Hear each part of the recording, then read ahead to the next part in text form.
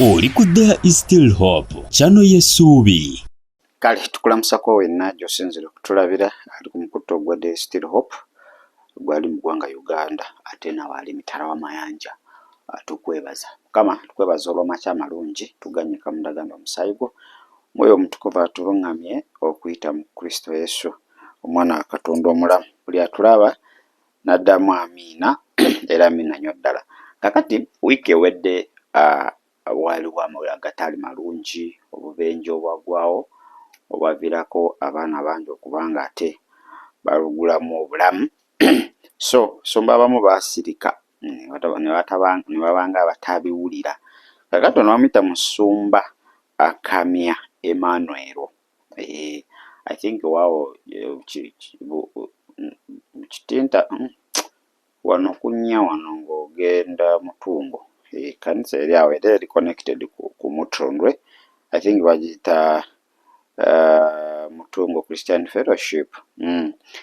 Olunaku lwa Sande yavuddeyo ye n'ayogera n'agamba nti naye amazima like prom party yali ku ssomero erimu eryo eri responsible eri obubenje obugenda mu maaso. Prom party yaliyo I think end of or beginning of this second term. Twava era ne tubalabula effe bye twalaba twagwe tewabiraba neffe bye twalaba ne bagamba kino kyoto ekikoleezeddwa okutalaaga amasomero. Okitegeera waliwo ebintu by'olaba wadde abamu mwaba praising simanyi art simanyi abaana bali international naye olabira ddala nti kino kyali kyoto kyennyini era ne bagamba mukiwe obudde mujalaba ebinaavaamu. Akati Musumba Kamya agambye naye amazima gakaawe twagayaalirira ekintu kya prom party twakyogerako ne tutakitwala serious ng'ekkanisa. In fact ekkanisa just spoke they mentioned manyi waliwo ebintu ebibiri handling it but ekkanisa mentioned about the prom party naye okudiiringa ne prom party si kwa kukazindaalo kwali kwa maviivi. Kati kirabika ekkanisa neesumagiramu. Kati we yasumagiramu ebibala ebimu bye tulabako byebyo. Kale leka nkuwe Musumba Kamya omwewulirireko nga naye agamba ekkanisa twasumagiramuko ate nga kituufu si kusumagiramuko ekkanisa esumagidde. Ekkanisa yo n'okufuluuta efuluuta. Mu dakika zijja kubeezi 5 owulire ensonga za Musumba Kamya Emmanuel. Tukomewo. Ebigenda mu maaso mu ggwanga lyaffe naddala eri abaana baffe n'abantu baffe. You're seeing what is happening in the world and to our children and our people. Byeraliikiriza. It's Musumba shocking. Baatugamba emabega wali. What we're told previously. Promo bagiyita batya Musumba Setuba promo yali It's called a promo. Makindye. Mukama waffe Yesu yeebazibwe. Amen. Promo Mukama waffe Yesu yeebazibwe. Ekintu kiri kye twalaba ng'abaana ab'essomero erimu be baazanyisa what the attires put on others in coffin. Twandibanga ekintu kino twakirabira kungulu. We might have seen this lightly, but it had a deeper meaning unto our children at school. Perhaps we took it lightly. It was a spirit from the pit of hell. But because we didn't take it in just 2 weeks, it's actually 1 week. Children are dying on all the highways. Don't you think it was that prom? It wasn't something light. The heads is actually in our midst. We saw it. We prayed for it and we left it there. But today we are seeing so many things, what it actually meant in reality.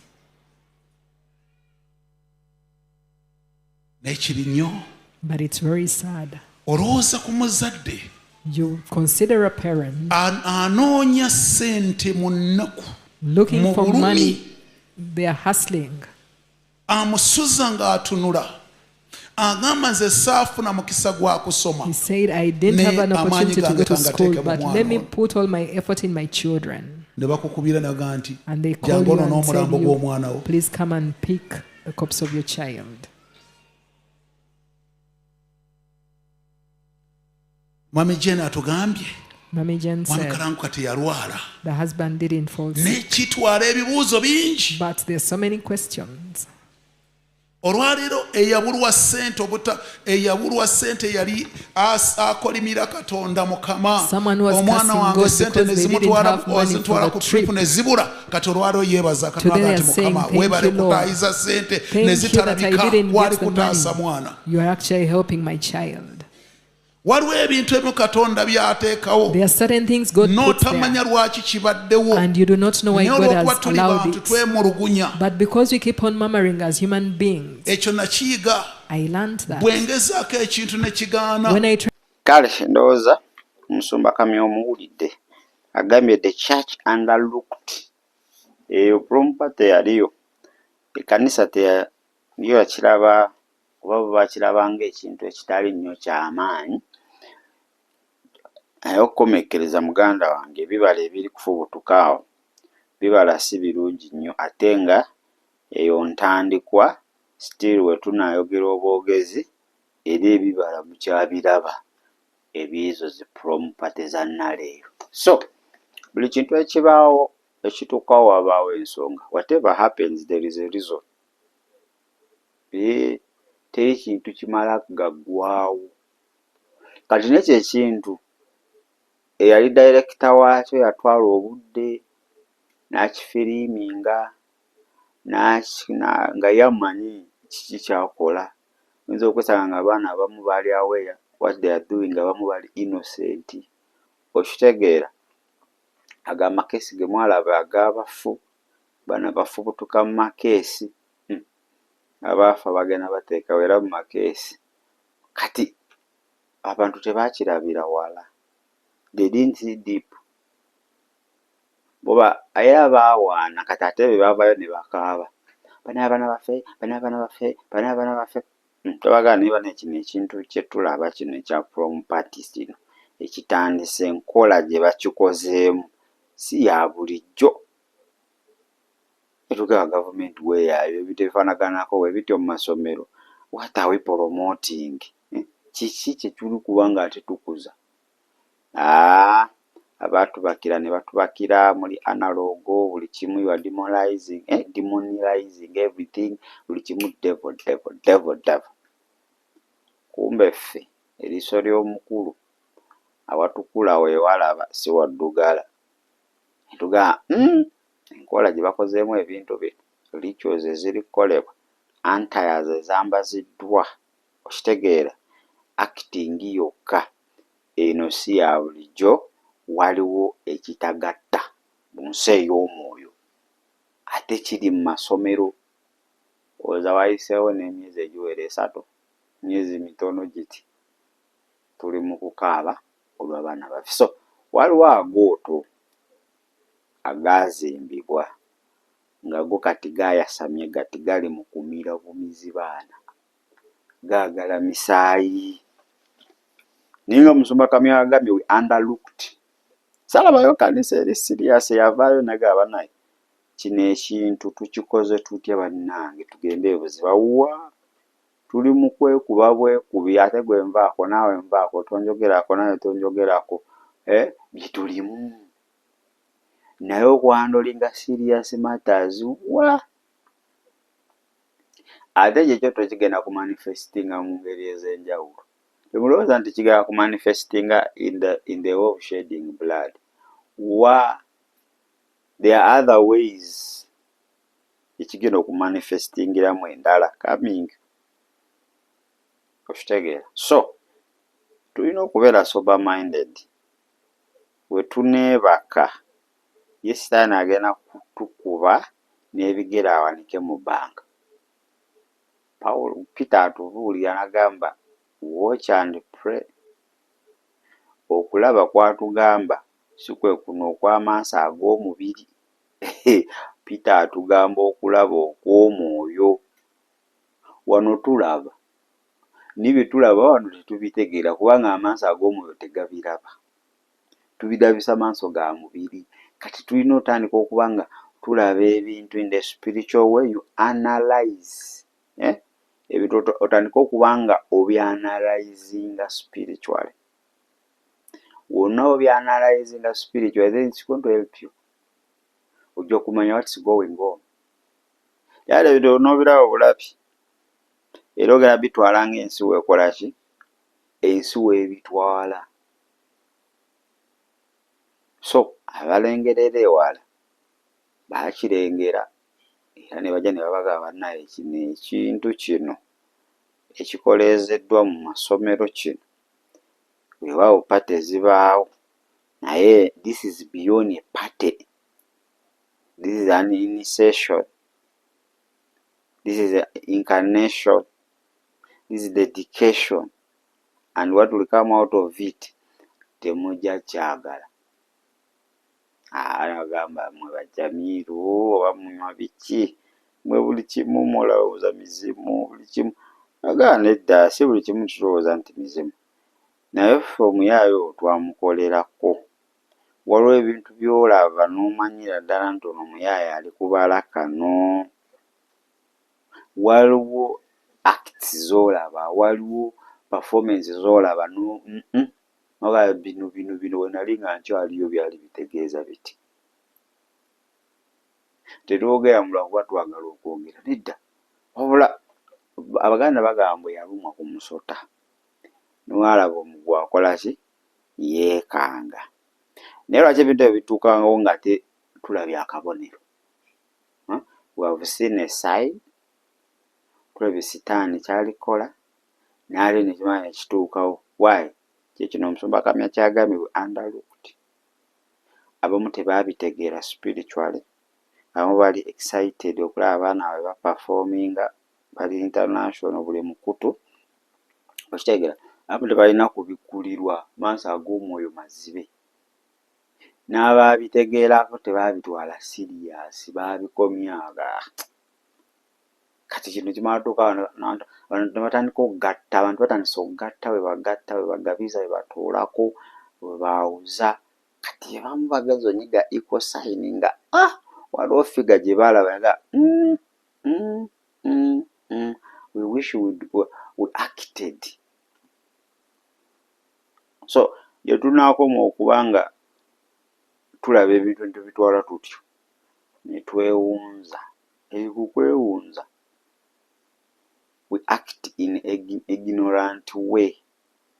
Bintu bingi bigenda tuukawo naye nga obuyinza n'amaanyi Kristo yabituwa. Buli kye munaasibanga ku nsi ne mu ggulu kinaasibwa. Buli kye munaasumulula. Eyo promo party, if the church had united, okitegeera, then we bind such kind of activities mu masomero against our children, because that party was against the children. That party was all about death. Performance yonna yali eraga death, shed of blood. They together these kind of activities, they must not prosper in schools, in our children. Then we stand as a church. Byalikomya was performance naye nga mu nsi ey'omwoyo tubitutteko obuyinza. Tetwafaayo. Twaddaawo emiteri mu nsi ey'omwoyo teri kigambo acting. Acting kiri wano ku nsi. Mu nsi ey'omwoyo whatever is done is real. Is real. Teri a virtual. That's why even you can't be virtual spiritually. Sitaani waba takwocupayinze, Katonda yakwocupayinga. You are not virtual.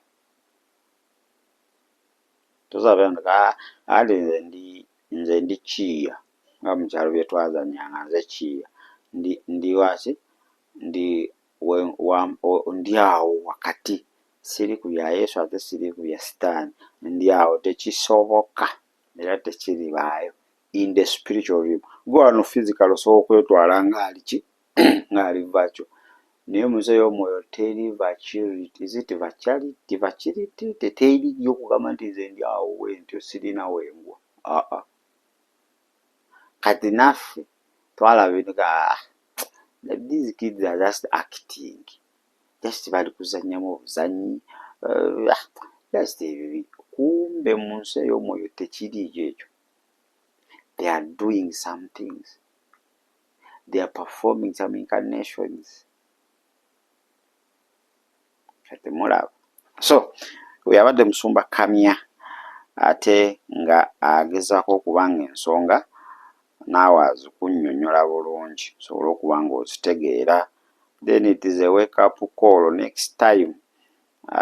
We tulaba ebiteefanaganako bwe bityo ate tutekinga positions zaffe. Alekera nti it's not yet over. Ekyo ekyoto si nti kyavuddewo, nedda. Sitaani amira n'abeera bizaamu nadda n'amira. So it's a matter of now waking up kugambe kimala Sitaani bewasalako bamala. No more bloodshed in our schools. Then to taking action and position. Otherwise we tunadawo ne twogera bwogezi era tujja kuddaano tubaweeki tukomekeze nga tubawadde breaking news ki endala. Kale Kristo muwe obulamu bwo abeera omulokozera Mukama waabwe.